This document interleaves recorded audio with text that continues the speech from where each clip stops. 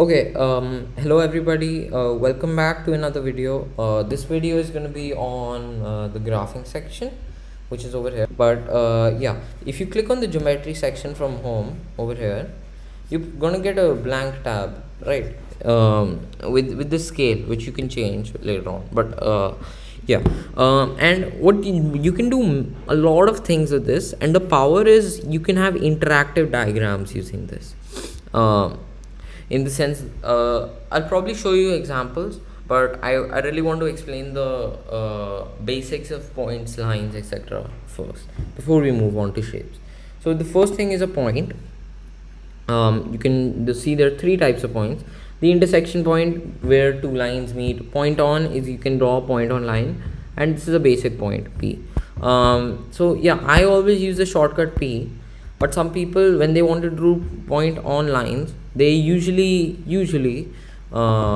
just use this menu for 2, but you really don't have to. I mean, look at this. I'll draw a line which is menu 4, okay, from here all the way like around here, yeah, which is a pretty big line, I would say.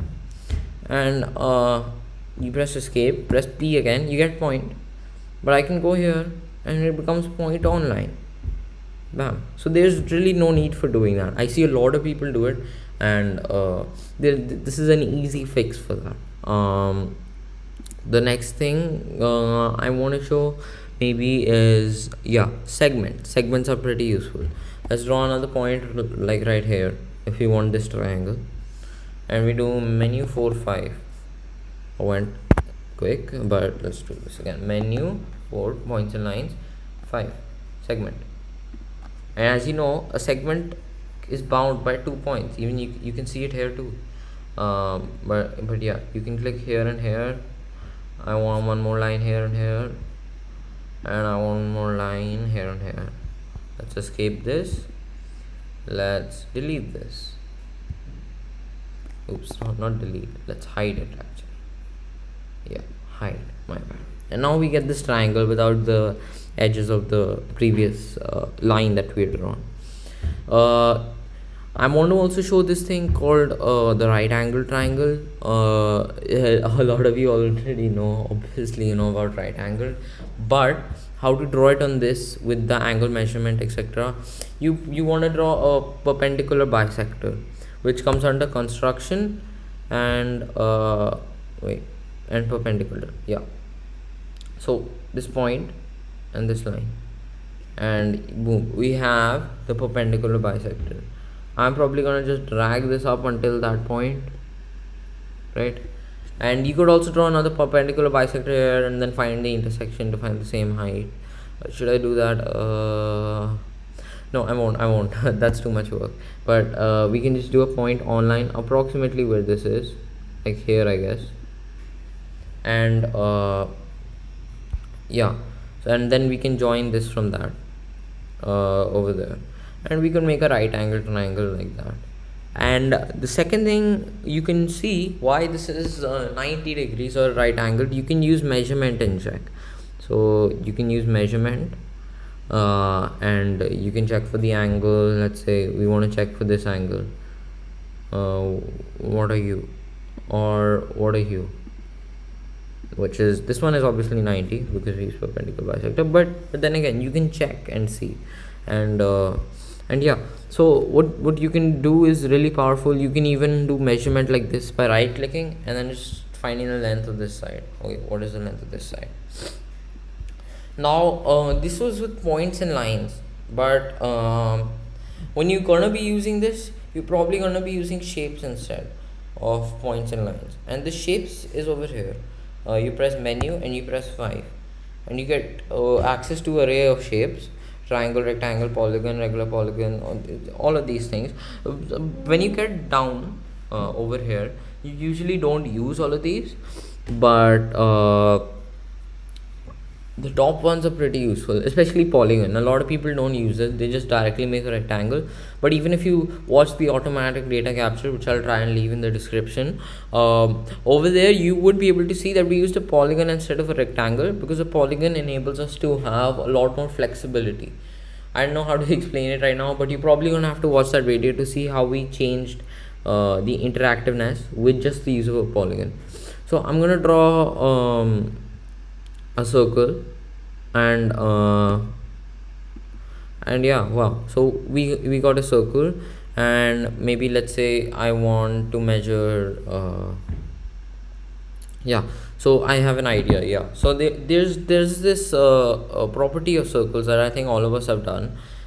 If we have, wait, give me a second, 2 points like here, and then I just want to do a segment which is from here to here and here to here, and let's say I just measure this angle.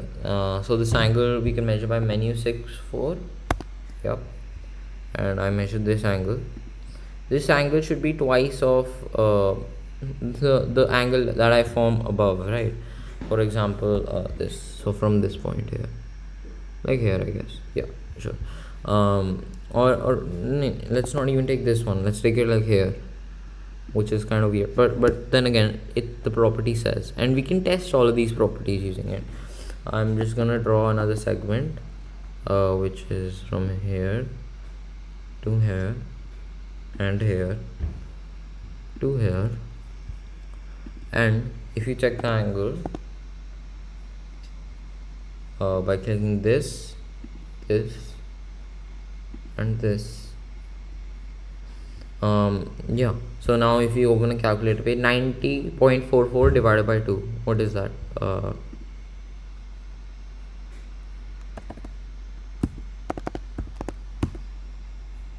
45.22, which we get. And yeah, you really see how to use this you can check a lot of the properties. The second thing I want to talk about is interactiveness. Wait, yeah, actually you could even check it with this, but I like to use the parabola example, etc. But this point here, no matter where you move it, it's always gonna have the same angle, right? Even if I get it like down here, no, if I get it down here, then no. But as long as it's like in this area, it's probably going to be the same angle, which we can check, and it's interactive, which is good. Another thing you could check is for the sine cos rules, right? Maybe I want to draw a triangle directly, so I'm just going to do this, and I'm going to draw a rectangle maybe, and I'm just going to do this as this, right, and like here, and then inside the rectangle I want to see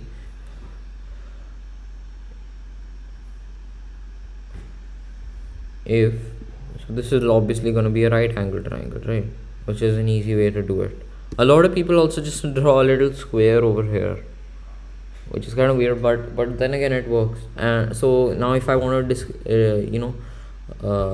what do you call it, if I want to color this, I can just do this, and wait, let me select the rectangle actually.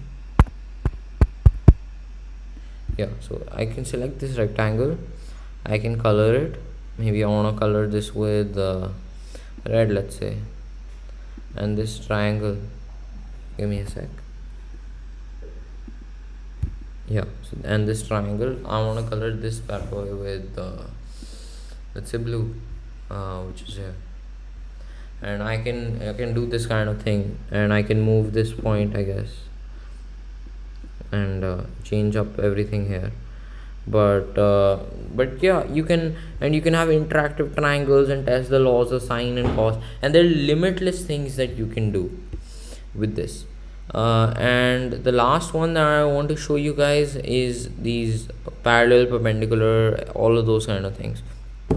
So let's just draw a line, a simple line, 4, and let's draw a line, right, from right here to here. Okay, and now if we have I don't know, let's just draw I don't know, what should we draw? A triangle, I guess. Yeah, let's draw a triangle which is like this, like this. And if we want to, we can wait, reflect it. Yeah, so for reflection, you do transformation, reflection.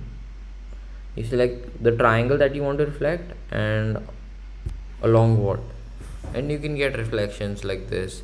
You could find perpendicular bisectors as we did earlier, and this section over here called transformation, this allows you to do different things: axis of symmetry, reflection, translation, rotation, dilation, all this kind of stuff. um, and yeah, so you could try it out yourself, and check it out yourself, and you should be able to investigate this a lot better than I can do in just a 10-minute video.